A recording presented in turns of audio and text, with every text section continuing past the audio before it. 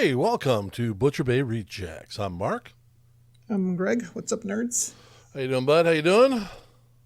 Well, let's see now. It's as we record this, it's minus 79 or something in Montreal. So let's hope these laptops or computers don't freeze or we lose power. Okay. Yeah. Yep. So we're going to get Broadcasting into... from our igloos. That's right. We're going to get into Last of Us, an episode I'm sure made you uncomfortable, but we'll get into that. Episode 3, National Treasure. The broke back of us? Yeah. National Treasure, My Long Nightmares coming to an end next week. Episode 9, Meeting with Salazar, The Bad Batch. Episode 6, and Vox Machina 7 and 9. And of course, Mark watched Black Panther Wakanda Forever. I did. So we will review that. So yeah. So let me just tell you this: for The Last of Us, when that actor fell in the hole that Nick Offerman had set, I knew right away where it was going, and I'll tell you why. Because I watched the first season of White Lotus, and that actor, he's a very well-known gay Aussie actor, was a gay hotel manager. Then I watched him in Chippendales.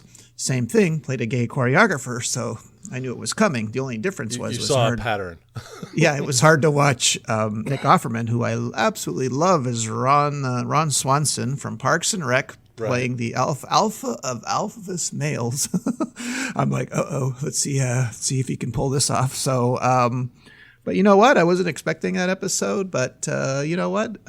It was, overall, I'd say, totally unexpected. I like the story. What about you? Well, I mean, obviously it wasn't something that we would expect, right? I mean, we're talking about like this whole, survival of the fittest, and here is this like kind of sweet story of two people who, in the midst of all this ugliness and chaos, find a place for them to be. You know what I mean? I looked at this and I'm like, when I first see his setup, I'm like, okay, the evacuated the town, he hid, and now he's hitting everything and making his own little fortress. That's something I would do. Yeah, this is basically Kevin from Home Alone if he grew up and became a survivalist. Yeah, exactly. Like, but was happy. We're fencing in the town. He's setting traps, but gas traps just to torch anybody that comes near. That's right. And I'm like, shooting him at the perimeter. Yeah, this is basically Kevin. Just driving through the Home Alone, the Home Depot doors, and just like, all right, let's see what I want. I got the whole town to raid. Yeah, the only traps he didn't set were tarantula traps. That's about the only thing that was different from this movie and Home Alone. Yeah, no kidding. But I did like how they were in bed. And then immediately 3 years later, they're out bickering like a couple in the street, because he wants to paint the houses next door. I'm like, they're just like us. Yeah. Oh, you know what? I mean, yeah, it's not my kind of story, but it still was a good story of, two people that find each other in all this disaster that has become the world, right? Yeah, and Bill's orientation was only hinted at in the game. Like, this in the game, this couple had a different ending, but so they decided just to explore. And Nick Offerman's wife, Megan Mullally, from Will and Grace, basically he told him, you should really do this episode, and then Nick Offerman says, well, I knew one of the writers and they needed a guy who knew how to dig a hole. So I was available, because in real life, he is one of these guys that can do anything, like he's a carpenter, anything electronic, he knows how to. Well, like I said, me not knowing anything about the story in the game, not knowing anything about these guys. So yeah, it was an interesting story, and basically, he turned his home into a supply depot, right? Like he's got the whole town. Did he have the whole town fenced off, or just his neighborhood? Yeah, I don't know if it was. Yeah, I don't know if he was the whole town. Like, I mean, that would have been to electrify a Yeah, fence that size. well, he had straight access to the electrical department. Yeah, yeah. He's Water and power yeah, is just let's drove the truck and the boat right through the front gate. But no, I mean and it, of it course just this. it Yeah, was just interesting. the name of the episode is Long Long Time, and of course that Linda Ronstadt song they play on the piano, and then in the car. Well, of course, just like in Stranger Things, her streams of Linda Ronstadt increased by 4,900%. Well, Sadly, she doesn't get any money because she didn't write the song, but right. she's still happy about that it was used, and the songwriter's gonna have a little short windfall coming to him. Yeah. But I mean, they set up his relationship with Joel and Tess, and it's like it just then you saw the launching part for Joel and Ellie to go, okay, we're gonna do this. This is how we're doing it. So Yeah, I was a little confused about the whole battery situation. So does that mean that he kept the some kind of chemical like in no, the he took the fridge battery to put in the apart. battery? No, he took the battery apart and put it in the fridge. Okay, So why? they just had to so that no one would steal the truck. Mhm. So if they were going to steal the truck, they'd have to go through a whole hell of a lot to do so, and I guess keeping it cold kept the components fresh. Not sure about that, but I mean it's Okay. At one point, I thought it was electric. I'm like, what? Okay, because putting the battery in the fridge, but no. He took because he took all the chemicals out and he labeled it and everything. So it was just a matter of reassembling it all, charging it, and away you go. And only Joel would know to look for that. yeah, he got literally the key to the store, right? I mean, all the guns he wants, and Oh Jesus, yeah, that guy was and the prepared. boutique. Yeah, the boutique, We're gonna go to the boutique. Strawberry Garden. Well, I mean, if you look at it, look like the scene where they were having lunch with Joel and Ellie. It was like a little garden party. It was very, very elegant, very, very. Oh, you mean Tess? When they Yeah, did the Tess. flashback scene? Yeah, the flashback scene. Tess, sorry, but they were having a little garden party. Everything was the lawn was well manicured. Everything was nice. Except Bill had his 9mm trained on him the whole time as they're eating lunch. Yeah, but you know what I mean. Other than that, Yeah. Well, Joel, I never did like you, but I respected you. So. and the other guy just he's planting flowers, and this is nice, and let's make this a home. Yeah. Not a survivalist camp. Well, Joel was right. The what did he call them, Ravagers or Reavers, whatever came, and then Bill's like, I think we'll be fine, and yeah, sure enough, it was kind of weird that he's got a bullet wound to the gut, but then the next scene we see his partner in a wheelchair. I'm thinking, what? Well, obviously time had passed, right? So Yeah, well, you would have thought Bill would have been the goner from that gunshot wound. But well, he was ready to go, but the other one was like, no, and he started treating him and getting him ready. Shut up. Yeah. I mean, they probably have access to a full-on pharmacy, right? Yeah, I'm trading with Joel and Tess. So now they're on the open road. I guess that's Joel's connection, right? Joel was bringing in drugs. Yeah. To the QZ, so Yeah. maybe that was his connection. Yeah, most likely. Got a whole pharmacy here. Yeah. Now Joel and Ellie are on the open road. Now they're going to encounter, I guess, All a lot kinds more of dangerous people than clickers. That's for sure. Well, we shall see. Did you watch Saturday Night Live with Pedro Pascal? No, it's tonight. Oh, it's tonight. Yeah, as we record this, it's tonight. But I saw the the promos with the promo? clicker. Yeah. It's like that's our new cast member. Yeah. And another deleted scene, he was dancing with it too. They were both dancing. Funny. All right then. All right. National Treasure, meeting with Salazar. The Scooby-Doo gang, I tell you. Now, You start this one off. Did you I see can't did you anymore. see it coming? As that guy is Salazar? No, not at all. I mean, I thought he was just one of Billy's henchmen. You know, I didn't think he was that high up, so to speak, that he was Salazar. No, not at all. No, but I do. You He thought was always. you thought he was her plant in the FBI.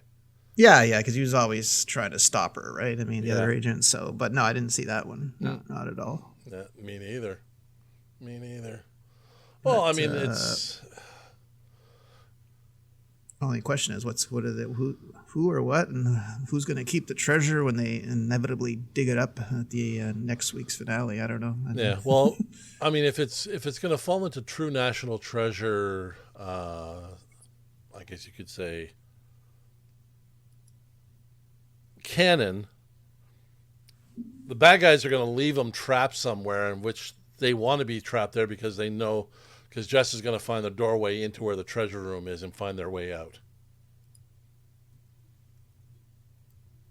Oh, kind of like another escape room deal. Well, they did that in both movies, right?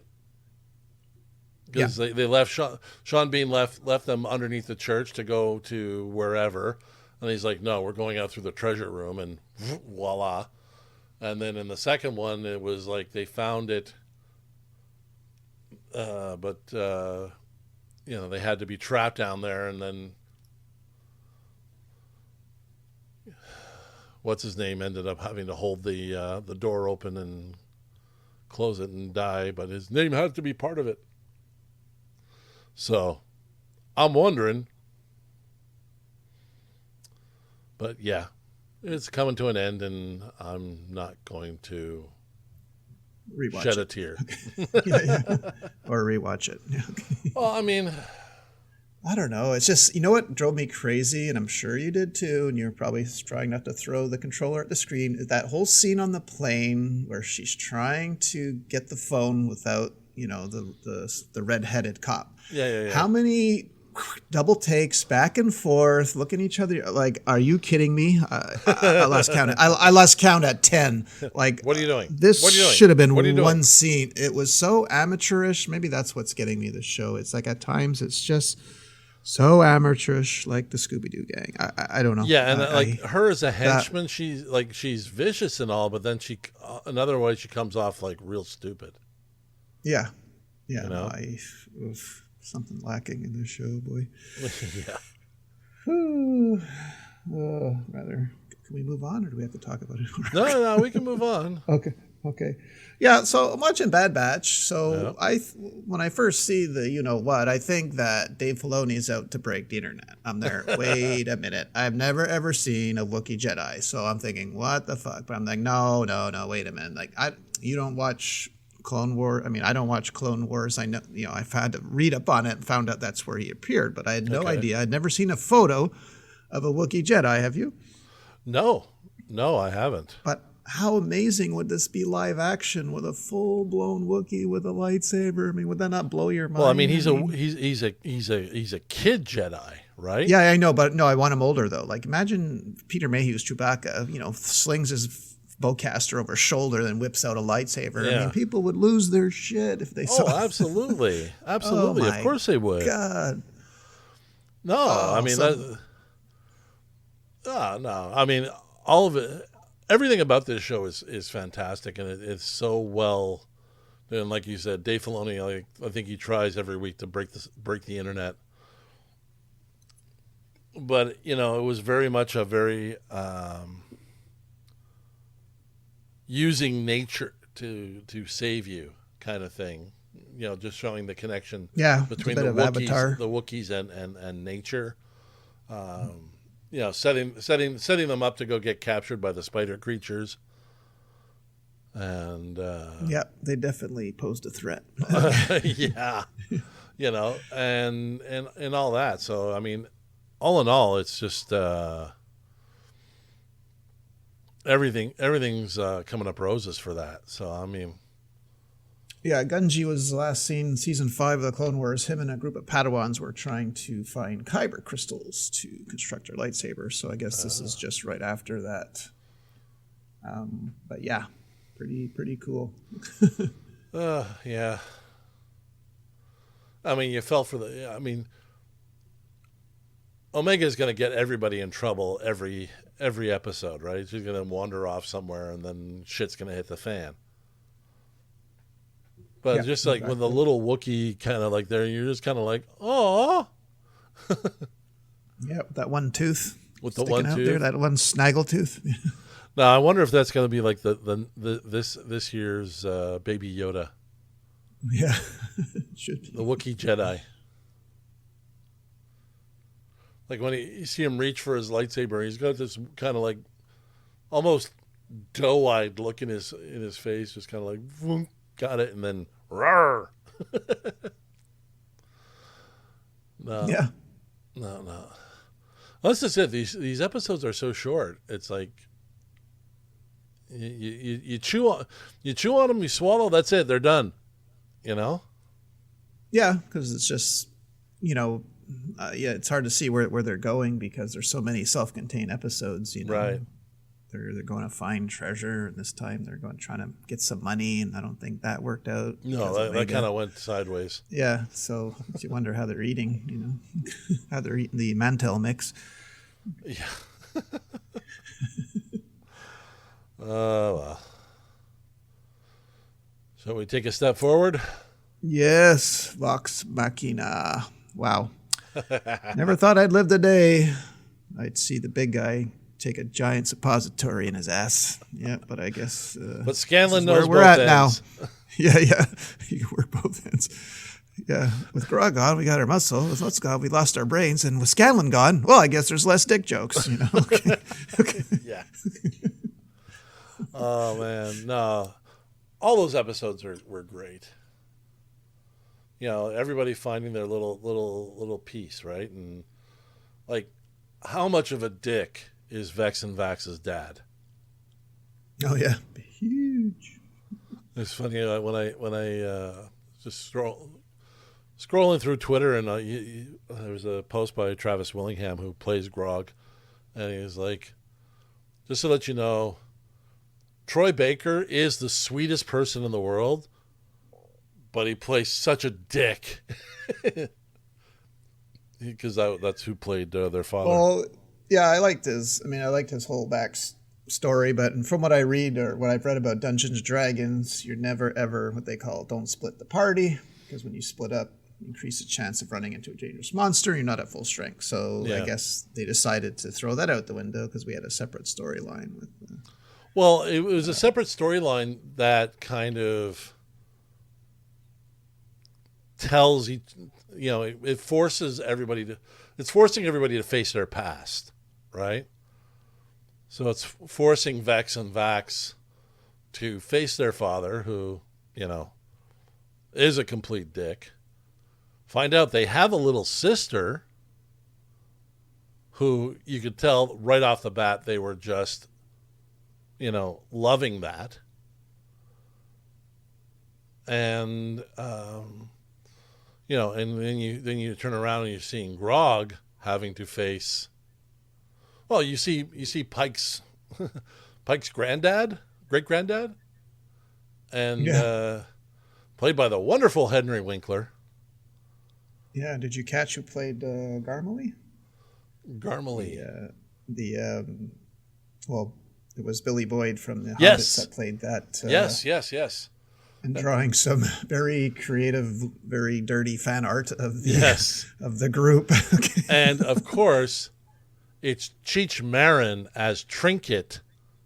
Yeah, when they're going through their drug. They're doing their little drug trip. That's right. Yeah, you got it fucked up. Yeah, not the voice I was expecting to come out of a bear, but okay. But how perfect is it? Yeah, no, it's it was hilarious. You weren't expecting me to sound like this. No, I wasn't. Yeah, no, I think,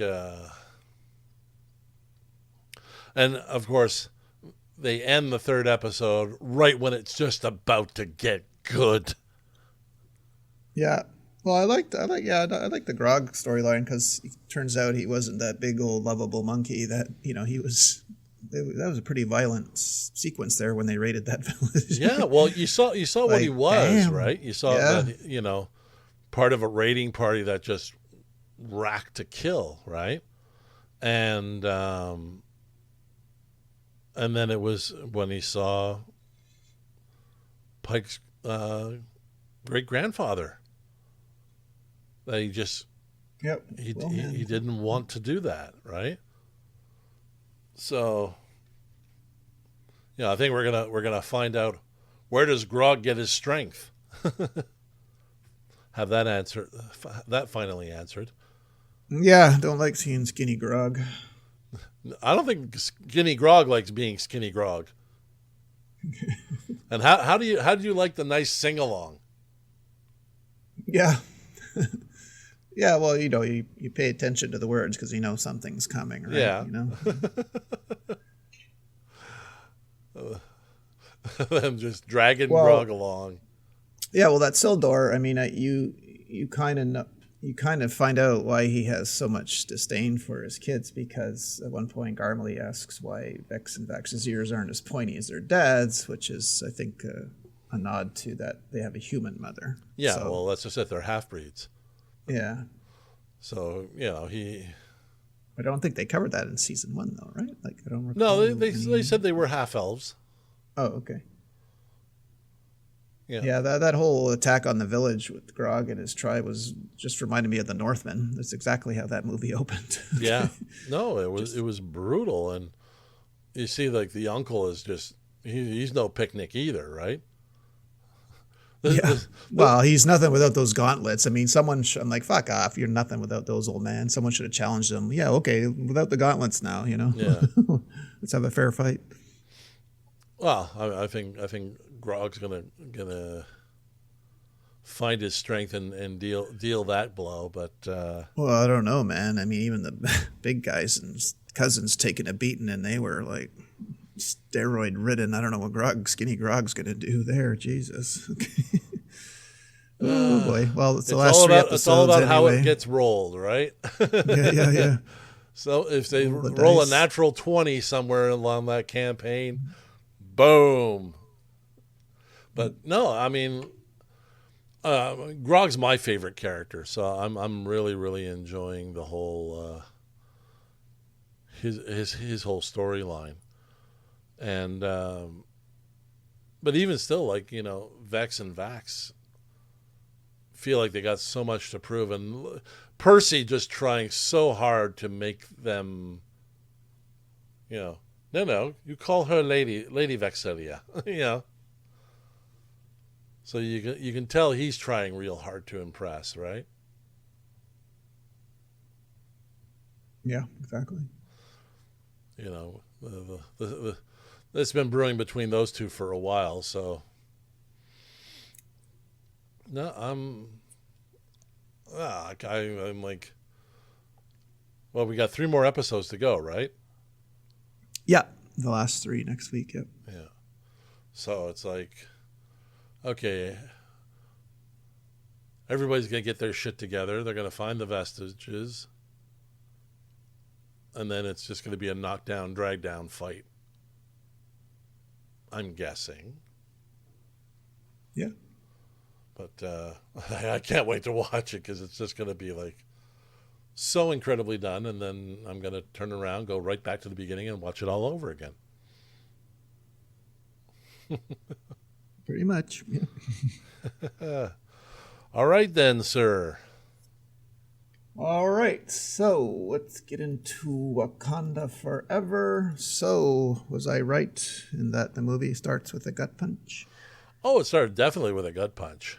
It's Well, you know what it was for me? Because I watched it again, obviously. I knew I was going to, so it came on Disney Plus, I watched it. So what it was for me is, not only is that he, in the movie he dies off screen of an unknown illness, right. the grief, what happened in real life. What got me when I realized was how we normally see the Marvel ticker. They show all the previous Marvel movies before. Yeah. They don't. They just show Chadwick Boseman. Yeah. And what got to me was they cut the sound. There was not one sound, and that's what got me every time, was that tribute, like just him and the ticker.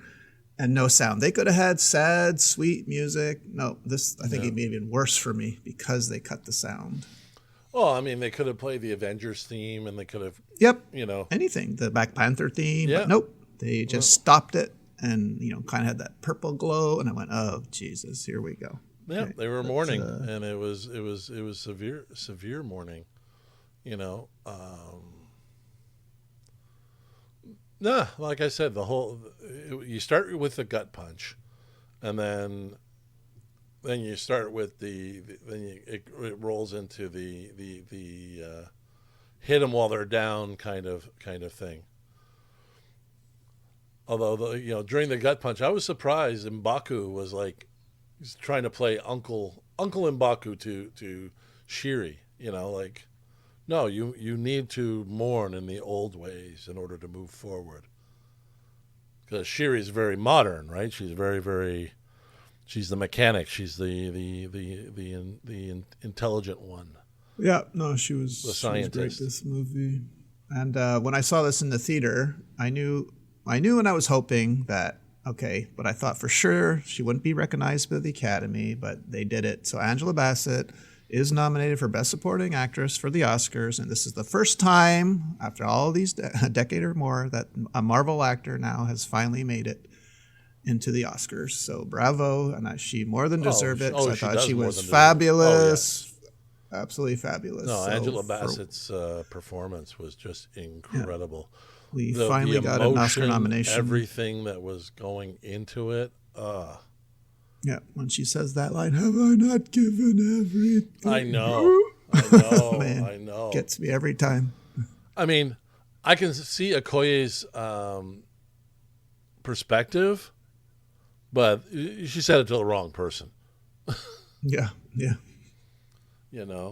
I mean, no, it was just overall just a good movie all around. I mean, I loved the banter between Shiri and Okoye when they go to find Riri Williams. The whole is my makeup right? You told me this was it's like okay, you're on a mission here and you're arguing about makeup. Yeah, the only thing that irked me about that was the let alone destroying that beautiful muscle car, but was the fact that it was at night, and this is our first look at Ironheart armor, and of course it's pitch black, and I couldn't see anything in the theater, and I still couldn't see anything at home, but whatever, we see it at the end of the movie. But I just thought, if you're introducing Ironheart armor for the first time, maybe you should have did that in the day, but whatever. Well, I mean, the thing that irked me a little bit is like, okay, she's a little tough, intelligent girl, da da da da da, but the mastery of her equipment and fighting skills, where'd that come from? Yeah. Have a little bit of time in the simulator before you. Exactly. Going to get a drone, going to take out a drone at whatever 50,000 feet they were, and that's something you got to practice. Okay. Because sure enough, that mimicked the Iron Man 1, right? Yeah. What's right. SR-71's records made to be broken. Away it goes. But they're at 70,000 feet. The SR-70. Or 80,000 feet. 80,000 feet. But I mean, for her, 30,000 feet with no air. It's okay. But no. I mean, I'm not sure expecting to see Michael Jordan's character. What's that? Killmonger? Were you expecting to see Killmonger? When No, she drank I wasn't. But it makes so much more sense. Yeah. You gonna be like your brother? Or you gonna be like me? Well, and she chose to be like him, and I loved her like that, man. Yeah. Well, the thing is like she was never very traditional, right? Nor was Killmonger, so it made sense for her to go that route. But then, Mom brought her back a little bit. So she kind of like merged the two. But even still, like to have Killmonger there to guide her way, that was quite interesting. Yep, I liked her whole reveal. She jumps, comes down the ship just like Chadwick Boseman did, Yeah. in the first movie. And boom. Yeah. No, loved it. She was great, Shuri. No. What'd you think of Imperious Rex? What'd you think of our guy Namor? Namor. Oh. Yeah. Didn't bother me much the second time. But you know what? It's because I'm too Silver Age. It's my own problem. I wanted the Leonard Nimoy looking dude from the Silver Age Jack Kirby comic, but whatever. I mean, I know they can't, but Well, I mean, they haven't really established exactly where Atlantis came from, right? Because they're creating Atlantis, right? Or Takalon, or whatever they're calling it. Talokan, right? So they're kind of giving it sort of like the ancient Mayan, Aztec sort of feel. Which I love, because I love that whole Aztec history. True.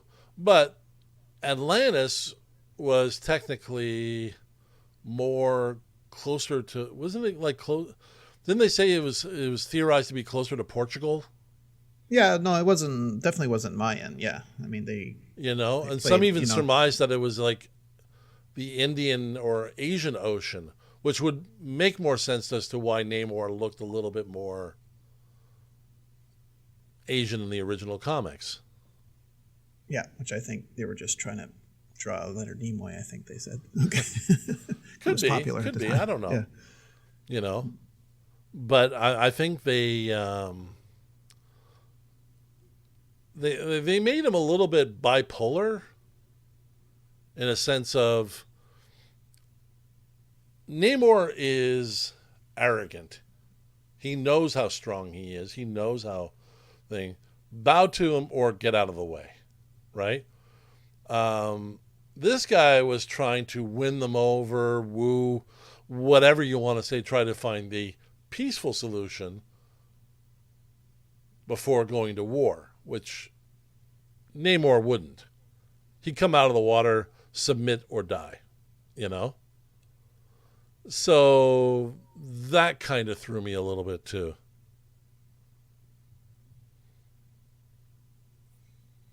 Yeah.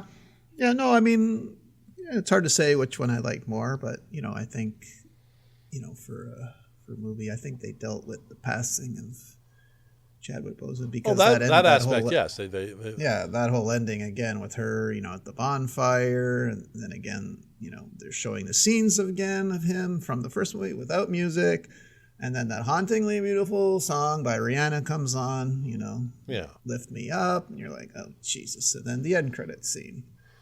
Okay, I had a little issue with the end credits scene, okay, although I'm happy that he has a son. And I know for story you had to do that, but I like to think he would have told his only sister, because he told his mom about the kid. So why not tell Shuri? Yes, I don't want the pressure of the crowd. Yeah, but come on, it's him and Shuri were tight. You know what I mean? But I get it. Otherwise you couldn't have had that reveal. I get it, but I'm just saying, in retrospect, I think someone in the writers' room said, what would be cool?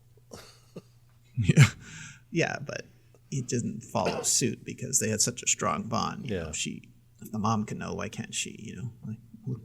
But whatever. I still like the fact that they planted that seed there. Now let me ask you this: well, it looked like they were having the ceremony at the end, and boom, and then M'Baku comes out and says, "Black Panther will not be here. Mm-hmm. I challenge for." So is he going to be king of Wakanda now? Well, I was confused too, because as soon as Ramonda died, that makes Shuri queen, if I'm not mistaken. It does. So but they kept calling her princess. So I didn't, unless we're missing something that they're going to reveal. Well, unless him and Shuri had worked something out, who knows, right? Yeah, maybe she doesn't want the throne, Could be she doesn't want the throne. She wants to be. She'll be Black Panther and do that, but she doesn't want. She'd rather be in the lab than dealing with state stuff. Yeah, but that's all kept from us, right? I mean, we don't see this happening. So and he seemed to have softened, I guess you could say, since the first movie. Yeah, because he was actually in the end against attacking Namor. Mm-hmm. And this is coming from M'Baku, who He was being wise. Killed a fishman at first. Yeah. So, well, I think after he took a punch from the fishman, he was like, yeah, yeah. I mean, right through the breastplate. Aren't there stuff like made from vibranium? Yeah, well, and Namor punched through it. Yeah, well, it didn't even look like vibranium; it looked like coconut. Yeah, exactly. I'm like, ooh. I mean, I'll give him this: the fight scenes with Namor were really well done. Yeah, especially when he was flying. Yeah, the zipping side to side. Yeah. Almost like a hummingbird, right? Like this zip, zip, zip, zip. Yeah, zip. well, I'm glad they kept the wings on the feet because, yeah. That's from the original. So I'm glad they kept that. And he called himself a mutant. Yeah. Well, you're allowed now. They own everything. Yeah, so. Imperious Rex. Wakanda forever. And then she rips off one of the wings.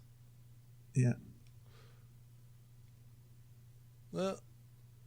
It was good. It was good. It's not my favorite Marvel one. Mm-hmm. I don't think it had enough. Well, if you ever want to cry, just watch the beginning and end. Yeah, pretty much. Like I did. I kept watching the end over and over. It didn't have enough bite for me, but there's enough there to watch it, but not enough for me to. Martin Freeman is the colonizer. Okay, so Okeo rescues him, but now he's on the run forever. I mean, from his ex-wife. How'd you like that? Valentina. I mean, but breaking him out now. Okay, so what, you going to hide him in Wakanda forever? I mean, he was on his way to... Well, also the fact, like, okay, how come none of the Avengers were at his funeral? Bucky lived there. Yeah. You'd think Sam and the rest of whoever was left over would show up. Sam, Rhodey. Yeah, War Machine. Yeah. I mean, because look how many turned out for Tony Stark, right? Exactly, so exactly. Couldn't even have one, You'd think Bucky would have been there because they cured him. They'll probably explain it away in the next movie. Who knows? Oh, they're all on a mission. Really? Yeah, they're all trying to wrangle Wanda. Yeah. Yeah. Oh well. C'est la vie. I got two very, very sad rest in pieces. Very next day after we recorded our podcast, it seemed only a year ago that we were completely raving about the Borg Queen, played by Annie Wersching, in season 2 of Picard, and she passed away at 45 years old. And actually she was the original voice of Tess in the video game, The Last of Us. Mm-hmm. So, just horrible, way too young. And then Melinda Dillon, in Christmas Story and Close Encounters of the Third Kind, died on January 9th. Her family only saw fit to tell us now, 83 years old. Died on January 9th. So rest in peace, Melinda. Wish we knew sooner. Well, I know Annie, there's a GoFundMe for her children. Yeah. One of the friends of the family started that. So if anybody's listening, they want to help out, go search online for the GoFundMe. Absolutely fantastic, the Borg Queen. Yep. It's rough. Quite a few other roles too. Yeah, no, she was in 24 too, I think, and just recently she's been on The Rookie with Nathan Fillion. Yeah. As a female serial killer. Yeah, I can definitely see that. She can do it all. Yep, that's it. No. This comes a bit of a shock, but maybe not, because Amazon has a lot of money. Amazon has ordered season 2 of The Terminal List. And, get this, they're doing a prequel series centered on Taylor Kitsch's character from the first season. They got all the monies. Yeah. I don't want to talk too much about DC, but they did a little announcement. So Yes, I saw Peacemaker's that. I saw that. Peacemaker's getting a spin-off show called Waller. That's been greenlit, but just in a nutshell, we won't get too much into detail. They're going to make a Swamp Thing movie, Supergirl movie, World of Tomorrow. Yeah, Superman. Legacy movie. Lanterns, obviously a Green Lantern show. Booster Gold, I'm not even going to go there. Something called Paradise Lost. Well, Booster Gold just reminds me of Jingle All the Way, because there's the sidekick of Turbo Man was Booster, and everyone hated him. Like, all the kids hated that toy, so I can't get that out of my head. And Creature Commandos, that's some animated show, but whatever. It seems like they're going for a lot of the obscure aspects of things. They're going with The Authority, which was originally a Wildstorm comic that was bought into DC. If you're going to go with a Wildstorm comic, why not go with Wildcats? It was much more popular. He seems to want to. I think James Gunn is just like in a constant like, I want to do Guardians all over again. Take those obscure ones and make them front runners. And it's like, come on, Jimmy boy. Yeah. You can't go indie on everything. You know what I mean? Like, it's. Sometimes you got to play the game. He's going with Brave and the Bold, where he wants to play with Damian Wayne. Okay. Now, are they going to establish that the previous four Robins, have already been up and through, and they're starting further down the timeline? If so, I can accept that. Just make sure the other Robins get their due, because you got to respect what came previously, right?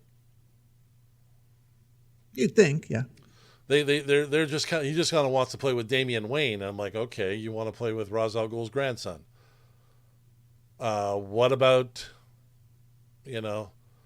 Jason Todd and Tim Drake? Tim Drake being the closest, and this is something that they said that in the comic books, Bruce Wayne. Tim Drake was the best partner he ever had, because he liked the teamwork. He liked to get into it with Batman and figure out how things go. He was the better detective. Dick Grayson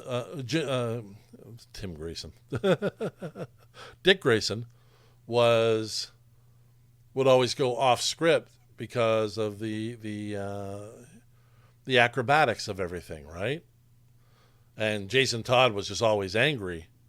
But Tim Drake loved working with him and doing all the choreography with him and the fight scenes and, playing off of each other and that sort of thing. And, okay, now we're going to jump right to Damian just because he's his son.